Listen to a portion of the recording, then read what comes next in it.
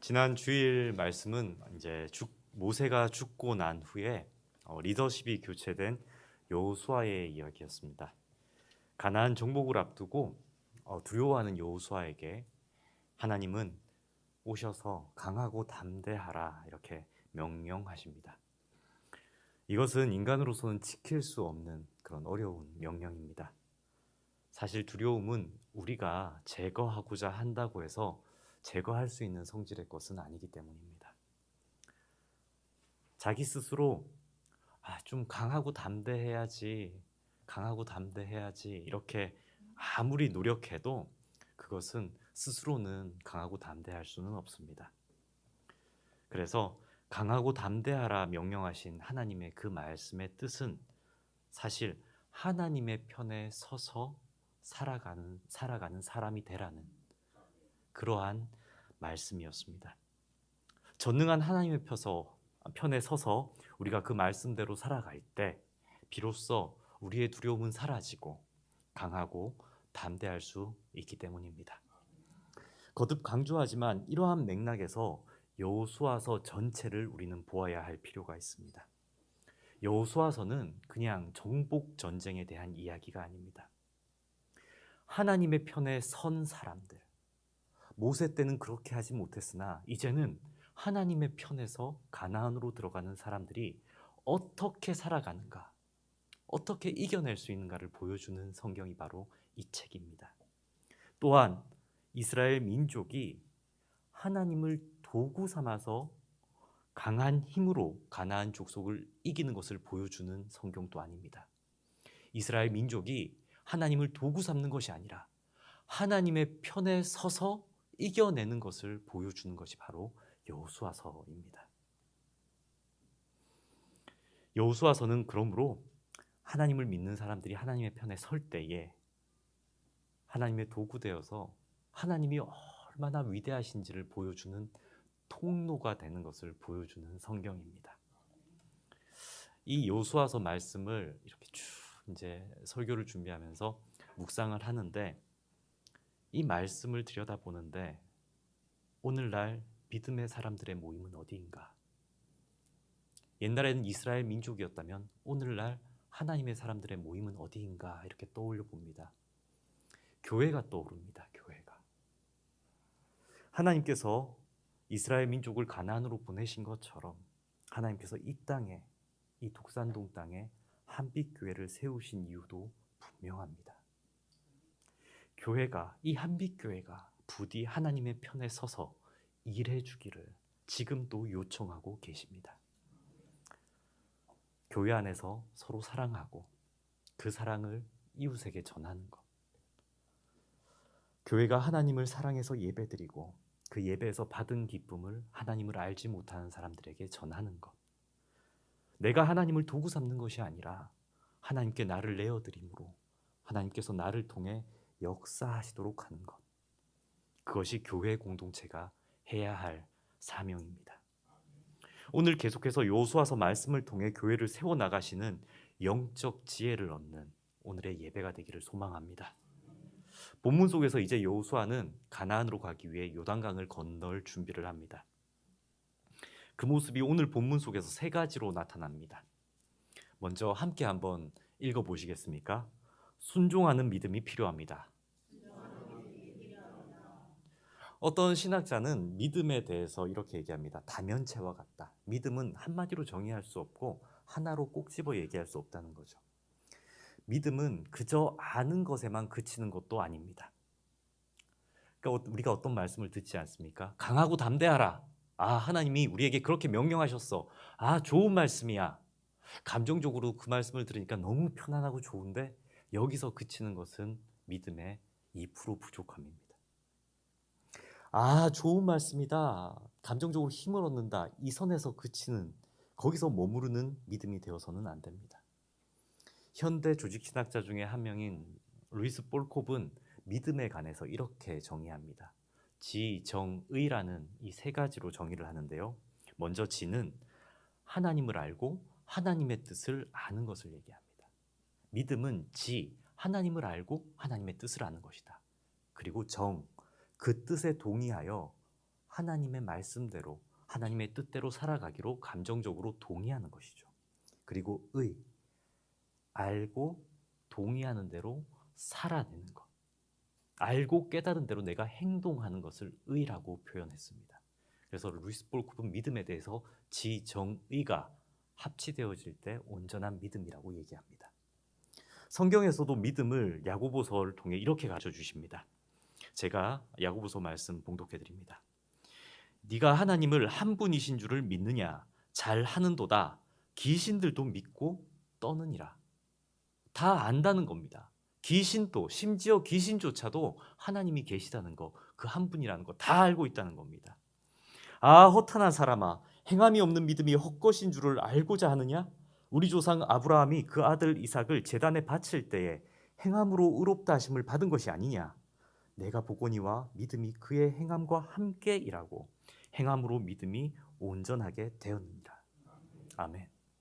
행함이 있는 믿음은 말씀을 듣고 순종이라는 양식으로 우리에게 드러납니다. 이제 여호수아는 강하고 담대한 믿음으로 하나님의 말씀에 어떻게 하는 게 남았습니까? 행함이 남았습니다. 이제 순종하는 것만이 남았습니다. 그래서 세상의 관점에서는 이기기 어려운 가나안 땅을 향해 나아가자고 백성들에게 명령합니다. 여호수아서 1장 10절 말씀입니다. 함께 봉독합니다. 이에 여호수아가 그 백성의 관리들에게 명령하여 이르되. 네, 이 말씀 한번 잘 보십시오. 성경을 가지고 계시다면 이 말씀에 한번 표시해 보시겠습니까? 이에라는 단어에 한번 표시해 보시고 명령하여라는 단어에 한번 표시해 보십시오. 여기서 이에라고 번역된 한글 단어는 사실 그리하여라고 표현하면 더 정확한 번역이 됩니다. 원문 성경을 보면 그리하여 이렇게 더 정확한 표현인데 하나님께서 여호수아에게 이 앞전에 뭐라고 하셨습니까? 강하고 담대하여 뭘 하라고요? 가나안 땅으로 들어가라, 가라고 하시죠. 명령하십니다. 그러니까 그리하여 그 말을 들은, 그 명령을 들은 여호수아는 그리하여 뭘 합니까? 이스라엘 백성들에게 가자라고 명령하는 게 바로 이 문장입니다. 여호수아는 하나님으로부터 가나안으로 가라는 명령을 듣고 나서 이스라엘 백성들을 막 불러 모아서는 회의하거나 또 상의하지 않습니다. 이건 하나님의 명령이야, 가야 되는 거야 하면서 즉각적으로 반응하는 거죠. 여기서 가야 되느냐 말아야 되느냐, 뭘 들고 가야 되느냐, 뭘 준비해야 되느냐 논의하지 않고 무조건 가자라고 그는 마음 먹습니다. 이게 바로 순종입니다. 그리고 그가 가진 지도권을 이용해서 이스라엘 백성들에게 확신에 찬 음성으로 가자라고 명령하는 것입니다. 하나님의 말씀 앞에서 회의나 망설임은 필요 없습니다. 오직 순종함이 필요할 뿐입니다. 하나님의 말씀의 건의 앞에서 여호수아는 즉시 순종하고, 그러면 이스라엘 백성은 다 된 겁니까? 아니죠. 그 순종하는 여호수아를 따라서 누가 팔로우해줘야 됩니까? 이스라엘 모든 민족이 저 명령은, 여호수아의 저 명령은 하나님의 뜻이야 라는 팔로우들이 생깁니다. 여호수아를 신뢰하는 이스라엘 모든 민족이 저건 하나님의 명령이니까 따라가자라고 합력하는 거죠. 여호수아를 전적으로 신뢰하는 이스라엘 민족이 있기에 이 하나님의 명령은, 가나안 땅으로 가라 하는 그 지상 명령은 이루어질 수 있습니다. 교회 역시 이처럼 말씀 앞에 순종할 수 있는 믿음이 필요합니다. 이게 하나님의 뜻이라면 망설이거나 회의할 필요가 없이 순종하는 믿음이 바로 필요합니다. 한빛교회 역시 하나님의 말씀 앞에서 즉각 순종하는 살아있는 믿음의 교회가 되기를 축복합니다. 다음으로 또 한 번 더 함께 읽어보겠습니다. 비전을 따라 합력함이 필요합니다. 여호수아 1장 11절 말씀 함께 봉독합니다.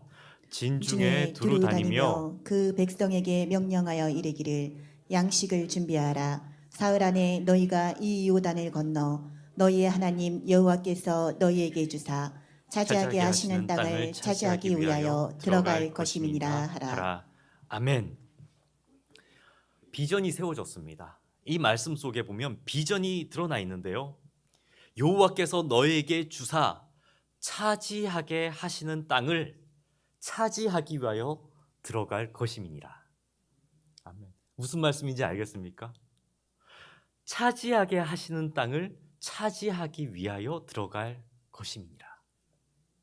이 구절을 주목해서 보면요, 여호수아는 하나님으로부터 받았습니다. 이미 저 가나안 땅을요, 하나님이 주신 거죠. 저 가나안 너희들 거야. 이걸 이스라엘 백성들에게 선포합니다. 그런데 거기서 그치는 게 아닙니다. 그 비전을 받았으니 행동할 사람들이 필요한 거죠. 하나님이 아무리 주신다면 뭐합니까? 가지를 않는데. 그게 아니라는 겁니다. 비전을 받았으니 갑니다. 비전을 받았으니 차지하게 하실 땅으로 이스라엘 백성은 간다는 겁니다. 이 비전은 하나님께서 이스라엘 백성들에게 주신 미래요, 약속입니다. 이들은 이 약속을 확신합니다. 그렇기에 뭘 합니까? 실제적인 준비를 하기 시작합니다.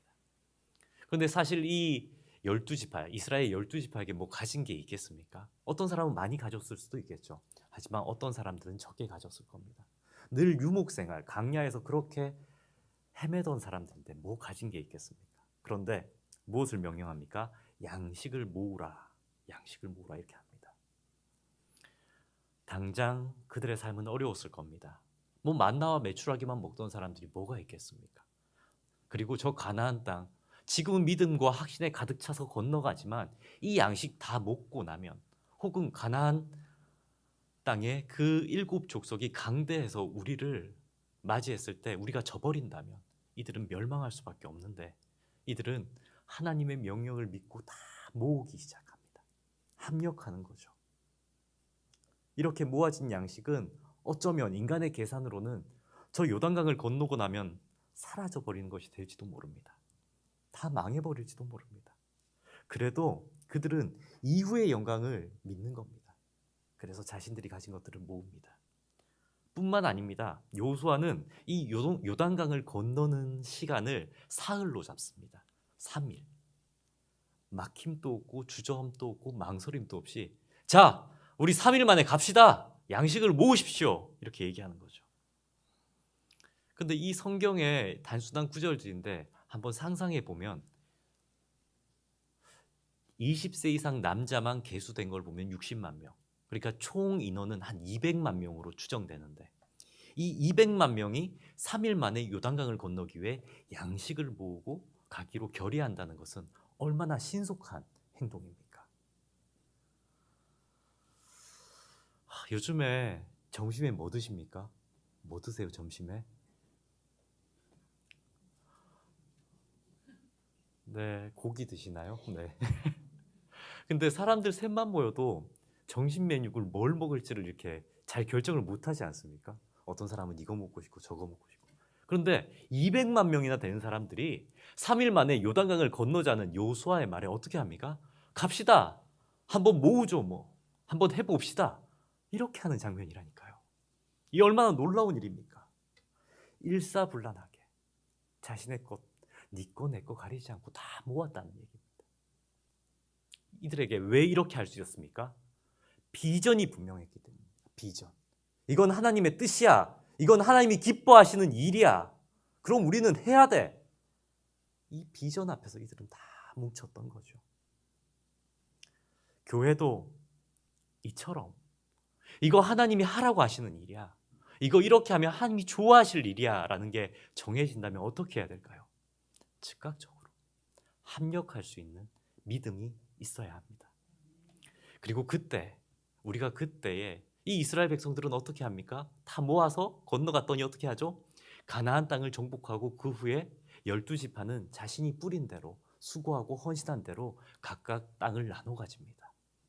우리가 교회를 위해서, 하나님의 뜻을 위해서, 하나님의 비전을 쫓아 아끼지 않고 다 모아서 나갈 때에 하나님께서는 그 영광의 때에 그 모든 것들을 다시 우리에게 갑절로 돌려주시는 분이심을 믿어야 합니다. 마지막으로 함께 읽겠습니다. 하나됨을 위한 기득권의 포기가 필요합니다.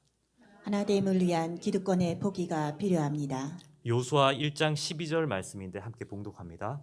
여호수아가 또 르우벤 지파와 갓 지파와 므낫세 반 지파에게 말하여 이르되 아멘. 요수아는 땅을 얻기 위해서 요단강 서편으로 건너가기에 앞서서 이스라엘의 12지파 중 3지파를 부릅니다. 그 3지파는 루벤, 갓, 므낫세 지파 중 절반입니다. 왜 이들을 부르는가? 사실 이 3지파는 요단 동쪽 땅, 지금 그들이 머무르고 있는 땅에서 그 땅을 이미 차지하고 있는 지파입니다. 루벤, 갓, 므낫세 중 반 지파는 이렇게 이미 요단강 동쪽에서 자신의 소유를 또 자신의 가업을 이렇게 성장시키고 있는 지파라는 얘기죠. 그런데 이 3지파를 먼저 불러서 요수아는 명령합니다. 당신들이 먼저 저 요단강을 건너가서 나머지 9지파가 잘 건널 수 있게 도우시오. 위험되는 요소가 있다면 당신들이 막아서시고 당신의 용맹한 군사들이 먼저 일전에 서길 내가 명령합니다라고 얘기하는 거죠. 루벤 지파는 이미 많은 가축을 소유했기에 요단 동편 땅을 모세에게 달라고 해서 이미 그 땅에서 경작하고 있습니다. 이에 동조해서 갓 지파도 안정적인 가정을 꾸렸습니다. 므낫세 지파 중 절반 역시도 이미 터를 잡았습니다. 이들은 이스라엘의 12지파 중 어떤 지파입니까? 기득권을 이미 선취한 지파입니다. 그러니 사실 이들은 요단강을 건너서 서편의 땅을 굳이 차지하러 갈 필요가 없는 지파인 거죠. 오히려 전쟁을 한다고 하면 자신의 소유가 사라질까? 이 전쟁이 패배한다면 우리들의 손해가 더 막심할 텐데라고 염려할 지파가 바로 이들이라는 겁니다. 소유가 많기 때문에 이 3지파는 희생을 감수하려 하지 않을 공산이 큽니다. 혹은 건너간다고 하더라도 이들이 요령만 부린다면 어떨까요? 이 3지파는 자신은 배가 부르니 건너갈 때 그냥 자신들은 요령만 부리는 겁니다. 그러면 어떻게 될까요? 나머지 9지파가 그 모습을 보면서 사기마저 꺾일 위험 요소의 지파들입니다. 아니나 다를까 이 지파들은 과거에 모세를 찾아가 그렇게 따진 적이 있습니다. 민수기 32장의 사건을 보면 요단 동편을 얻은 뒤에 루벤은 모세를 찾아와 이렇게 얘기합니다. 우리가 이 동편 땅을 얻기 위해 수고했으니까 그냥 우리는 이 땅을 주시고 우리는 저 서편 땅으로 건너가지 않겠습니다. 더 이상 욕심내지 않을 테니 그냥 우리는 이 땅에 머무르게 하시고 전쟁에는 앞으로 참여하지 않겠습니다라고 모세에게 찾아와 요청하는 거죠. 이에 모세는 민수기 32장 6절에서 7절에 그들을 향해 이렇게 꾸짖습니다. 모세가 갓 자손과 루벤 자손에게 이르되 너희 형제들은 싸우러 가거늘 너희는 여기 앉아 있고자 하느냐? 너희가 어찌하여 이스라엘 자손에게 낙심하게 하여서 여호와께서 그들에게 주신 땅으로 건너갈 수 없게 하느냐? 모세는 이미 그 3지파를 책망한 경험이 있습니다. 그리고 모세 옆에 있던 여호수아는 이러한 과거의 사실들을 다 알고 있었을 것입니다. 그래서 이제 이 요단강을 건너기에 앞서서 여호수아는 그 3지파를 먼저 부른 거죠. 그리고 그들에게 모든 용사를 무장시켜서 너희 아녀자들과 가축은 다 남겨둬도 괜찮다. 그러나 너희가 먼저 용맹한 군사들은 다 무장시켜라. 그리고 다른 형제들의 앞서 싸워달라. 이렇게 요청합니다. 이 장면을 상상해 보십시오. 적극적이지 않아도 될 이 3지파, 이미 배가 부른 이 3지파가 앞장서서 9지파를 이끌고 선두에 서서 12지파를 이끌어 나간다면 나머지 뒤에서 따르는 이 9지파는 얼마나 큰 힘을, 큰 위로를, 큰 감동을 받겠습니까? 뒤따르는 9지파는 생각할 겁니다. 와, 우리는 진짜 하나구나. 가졌다고, 유명하다고, 힘이 있다고 우리를 업신여기는 게 아니라 우리 앞에 서서 앞서 나가는구나. 우리는 진짜 한 팀이구나. 여호수아의 당부를, 그 요청을 받은 기득권을 가진 이 루벤, 갓, 므낫세 반지파가 움직여만 준다면 이것은 이스라엘이 하나 되는데 큰 힘이 될 겁니다. 여호수아의 이러한 요청에 세 지파는 이렇게 대답합니다. 함께 봉독합니다. 그들이 여호수아에게 대답하여 이르되 당신이 우리에게 명령하신 것은 우리가 다 행할 것이요 당신이 우리를 보내시는 곳에는 우리가 다 가리이다.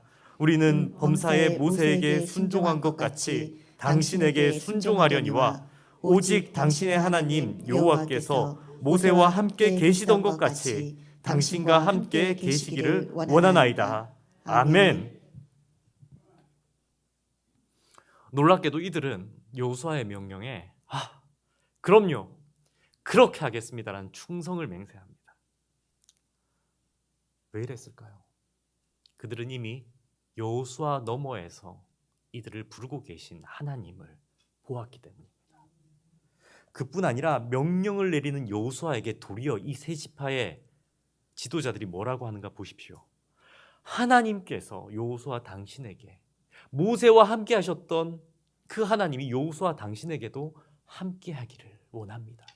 오히려 축복해 주는 거죠. 오히려 격려해 주는 겁니다. 지도자가 무리한 요청을 한 것 같으나 그게 아니라 오히려 할 수 있습니다. 그럼요. 아멘이요. 이렇게 명령하는 당신에게도 하나님이 동행하기를 원합니다. 축복해 주는 겁니다. 모세 때에는 자신의 기득권을 움켜잡고 가지 않겠다라고 하던 그 태도가 하나님의 비전이 분명해지고 그 하나님을 만나자 바뀐 겁니다. 이스라엘의 전쟁 준비가 이러한 것처럼 오늘날 이 땅에 세워진 교회, 이 교회를 이뤄가는 우리들의 모습도 이와 같아야 합니다. 교회 안에도 어쩔 수 없이 서로 아무 말도 하진 않지만 차이를 가진 사람들이 존재합니다. 유명한 자가 있고 무명한 자가 있고 소유가 많은 자가 있고 형편이 어려운 자가 있고 건강한 자가 있고 병약한 자가 있고 신앙이 성숙한 자가 있고 신앙이 어린 자가 있고 먼저 온 자가 있고 나중에 온 자가 있고 이렇게 생각하는 대다수가 있고 저렇게 생각하는 소수가 있을 수 있습니다. 경건한 자가 있는 반면 경건의 모습이 없는 자들 또한 이 교회에 있습니다. 그렇다면 교회가 한 팀이 되기 위해서는 자신의 것을 먼저 내려놓아야 하는 것은 누가 되어야 하겠습니까? 기득권을 가진 자들이 먼저 겸손하게 예수님을 쫓아 십자가의 길을 묵묵히 걸어갈 때 그 교회는 실로 하나님 나라를 향해 나아가는 하나된 공동체가 될 것입니다. 사랑하는 성도 여러분, 오늘 본문 말씀 세 가지, 순종하는 믿음과 합력하는 수고, 그리고 하나됨을 위한 기득권자의 솔선수범이 오늘 교회에게 요청하시는 하나님의 말씀입니다. 여호수아가 가나안 정복을 위해 준비한 이 세 가지는 하나님께서 교회를 통해 일하시기 위해 교회됨을 준비시키는 바로 이 세 가지 요청과 동일할 것입니다. 우리는 교회가 쇠퇴하는 시대를 지금 살아가며 안타까운 마음으로 목도하고 있습니다. 세상이 교회의 불건전함을 고발하고 교회에 대하여 노골적인 불편함을 얘기합니다. 이러한 시대적 분위기가 마치 저 가나안의 초롱성을 바라보며 요단강을 건너야 하는 이스라엘 민족의 심정 같지 않으십니까? 코로나 3년이 지나고 나자 굳이 예배당에 와야 하는가 마음 먹는 성도들도 있습니다. 감당하기 어려운 우울증 환자들과 마약 중독자의 수가 늘어난다고 뉴스는 우리에게 보도합니다. 어쩔 수 없이 찾아온 경기 침체는 우리의 가산을 더욱더 가볍게 만듭니다. 전 세계적인 어려움은 우리들의 몸을 움츠리게 만듭니다. 세계의 곳곳에서 일어나는 전쟁과 열강의 위협 속에서 한국의 외교 상황도 그리 좋아 보이지만은 않습니다. 하지만 이러한 시대적 상황 가운데 하나님께서는 교회를 이스라엘 민족처럼 부르십니다. 교회를 통해서 이 땅에 평안과 부흥을 전하라고 주님은 오늘 우리를 부르십니다. 교회만이 이 땅에 세워진 하나님의 군대이고 교회의 머리 되신 예수님께서 교회를 통해 이 불안해하는 세상 가운데 샬롬을 전하라고, 평화를 전하라고, 하나님 나라를 보여주라고 우리를 저 요단강을 건너라고 부르십니다. 우리는 한국 교회사 속에서 1907년 일어난 평양 대부흥 사건을 이미 여러 번 들어서 잘 알고 있습니다. 1907년의 그 시대적 상황을 역사신학자 박용규 교수는 그의 책 한국교회사에서 이렇게 얘기합니다. 평양 대부흥이 발흥하기 전야의 조국의 정치적 현실은 여러 가지 면에서 참으로 암울하기 그지없었다. 그 시대만큼 우리 민족이 민족적 위기를 만난 적도 없을 것이다. 1904년 러일 전쟁 후 이어진 을사조약으로 대한민국은 국권을 상실했다. 점점 더 노골적으로 그리고 은밀하게 들어오는 일본의 침략 야욕은 한국 민족의 자긍심을 꺾기에 충분했다. 한국인들은 큰 수치와 실망감 속에 살아가고 있다.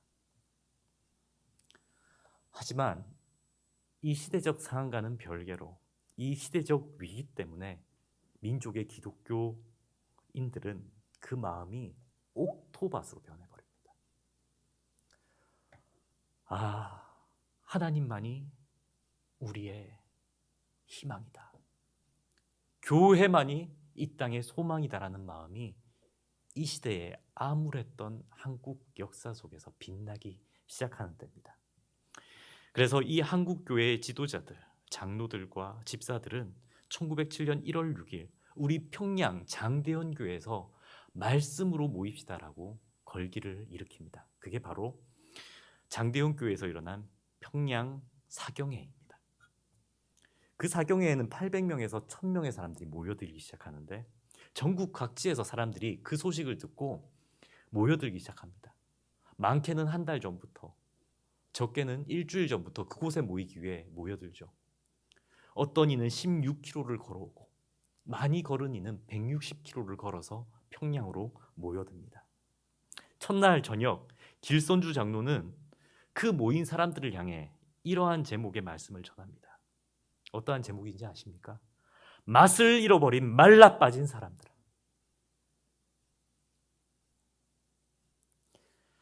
소금이 그 맛을 잃으면 땅에 버리워 밟히느니라. 이 말씀에 하나님의 말씀을 가져와서 이 제목을 한 거죠. 맛을 잃어버린 말라 빠진 사람들아. 이 제목의 설교를 듣는데 이 메시지가 군중의 가슴을 파고들기 시작합니다. 남이 아닌 자신의 가슴을 치며 내가 맛을 잃어버린 기독교인이구나 라는 회개의 기도가 거기서 시작되게 합니다. 계속되는 1월 10일 저녁 집회 때 보내진 선교사는 이러한 말씀을 전합니다. 고린도전서 12장 27절의 말씀인데요. 이제 너희는 그리스도의 몸이요 지체의 각 부분이라. 그러면서 자신이 총상 입은 몸을 보여주며 이 팔에, 이 허리에 총상을 입었는데 너무 아프다라는 걸 증거합니다. 그런데 그게 바로 한국교회의 모습과 같았습니다. 여기가 무너지고 저기가 무너져도 아픔을 못 느끼던 각각 흩어져 있던 교회 사람들이 이 말씀을 읽고 들으며 우리가 한 지체인데, 한 몸인데 서로 돕지 못했구나라는 걸 깨닫습니다. 분열된 마음의 한국교회가 하나 되기 시작합니다. 그리고 마지막 날 말씀을 듣고 기도하는 중에 기득권을 가진 교회의 지도자들이 강단에 나와 갑자기 자신의 죄를 고백하기 시작합니다. 장로라면 체면이 있을 만도 한데 그 장로가 나와서 하는 얘기가 기록된 바에 의하면 나는 예수 믿기 전에 살인을 저지른 살인자입니다 라는 회개를 너무 수치스럽고 부끄럽지만 하기 시작합니다. 이 고백을 들은 믿음의 사람들이 자신의 가면을 벗어던지고 회개하기 시작합니다. 모두가 이 강단에 줄지어 서서 자신의 잘못을 공개적으로 사과하고 하나님께 용서를 구하며 내가 죄인이라고 고백하는 역사가 바로 1907년 일어난 평양 대부흥 사건입니다. 저는 1907년 이 부흥의 역사가 장차 한국 교회도 분명히 다시 일어날 것이라고 확신합니다. 왜냐하면 한국 교회는 기도하는 성도들이 있기 때문입니다. 이 한국 교회는 구루토기 같이 하나님을 붙잡고 저 요단강을 건너려는 믿음의 비전을 가진 사람들이 존재하기 때문입니다. 그러기 위해 교회는 하나님의 말씀 앞에 먼저 순종하여야 합니다. 그리고 그 순종을 위하여 합력할 수 있는 성도들의 마음이 모아져야 합니다. 무엇보다도 교회의 기득권자들의, 유명한 자들의, 가진 자들의, 말의 권위가 많은 자들의 낮아짐의 섬김이 필요합니다. 사랑하는 한빛교회가 하나님의 비전 앞에서 이렇게 준비되기를 소망합니다. 그래서 이 한빛교회가 모두가, 여기 계신 우리 성도님들 모두가 훗날 우리 주님 다시 만났을 때 잘하였다 충성된 종아, 네가 그날의 작은 일에 충성하였음에 내가 많은 것으로 내게 맡기리니 내 주인의 즐거움에 참여할지어다 하시는 주님의 칭찬과 음성을 들으며 다 하나님 나라에서, 그 하나님 나라에서 만나길 주님의 이름으로 축복합니다.